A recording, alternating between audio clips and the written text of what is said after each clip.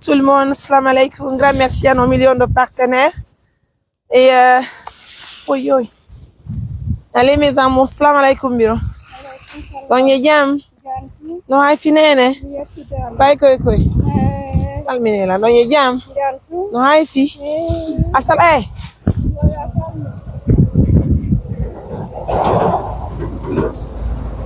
Oui. Jam tout. Fewtega. Donc jam. Oui, kon wadi be. Nene, fewte gas, fewte. Donc jam. Mesdames, messieurs, grand merci à nos millions de partenaires. Iternomia. Wow. Donc jam. No haifi. No haifi bui. Kon no makete don. Fewte ga biro mi jejiyo. O nyanan kajatu wiyete don. Kombe honto. Kombe kenduma. Onye jamga. No haifi. Pay koy. Alhamdulillah. Musibe ono wonbe sibude assistance humanitaire d'urgence. Nokku kala ka wonti don mi salminiri yon hore teddungal ko andi ngollo mere suti ka medem dalaba. Me wari skal ka medem kenduma do de. Aray biro ya photo min ko Mariam Touré mi wiyete ko mi woni ko ardi mojo bere assistance humanitaire d'urgence daki de mamu. Aray ko teddugal le mon bay men yari dalaba. Men hayni be do men hi haray ko yeso ngom puti ko. E onon tigi on fekki do dole de ne. Dele e do ko no waro e tonde. Ko men ukka hunde no wodi ala.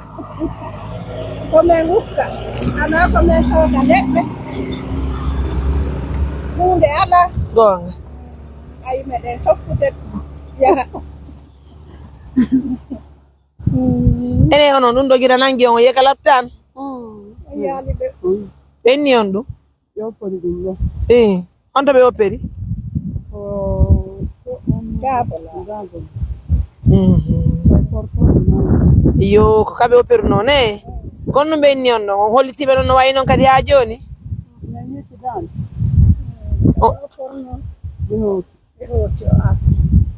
kono on yeltitanoki toon noon fewte ga biro famodiro yimɓe wi noon honɗum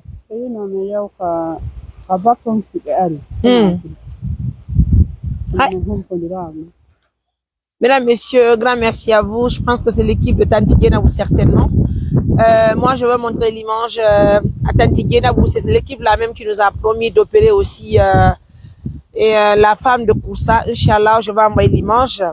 Quand on itte ɗum ɗo mi iya hara mi holla e partenaire ɓe on itte photo men iya en même temps hayo équipe opéroɓe on ɗon eɗen tañini meɗen andi woɓɓe maɓɓe toon ɗe donc hara min hollita ɓe image on min holla ɓe no fewdor ɗo ɗum ɗo ko ɗi woni e maƴƴirde na kono biro he haale onon tigi ministre ko ni woni maƴƴirde ko ni tun ɗum ɗo maƴƴirta. C'est pas une chose qui est facile, mesdames, messieurs. Grand merci à tout le monde.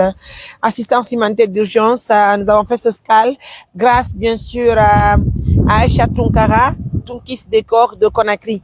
Tunkis Décor nous a envoyé de l'argent. Donc, nous, on va essayer de distribuer le plus d'un sac de riz à chaque maman. Et en tout cas, prenez bien soin de vous. On va garder juste la pause et puis on vous revient.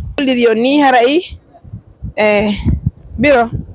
No ɗo coggu saku maro nani 300 000 no ɗon nani aray ko Tunkis Décor ko sonnajo wonɗo ka meɗen Conakry woni ko yoɓiniri men ɗin ɗon ɓuɗɗi go'o ɗiɗi 1 2 3 4 5 6 sino ɗo onon kadi coggu saku maro nani awa amin Allah ko amin ya rabbi nani awa barka nan nen Allah ko amin Allah ko amin nanene aray ko no woni nan aray ko sonnajo wiyeteɗo Aïcha Tunkara wontiɗo Conakry no mari entreprise wiyeteɗo Tunkis Décor kanko ni ko addani men buuri yo men hokkor julɓe Allah ɓen nani aray ko teddugal mon ko arkise mo gon non na awa ara on soɗa on be mon saku mara mo kilo 50 na barka mon na awa mi weltike menen kadi Allah ko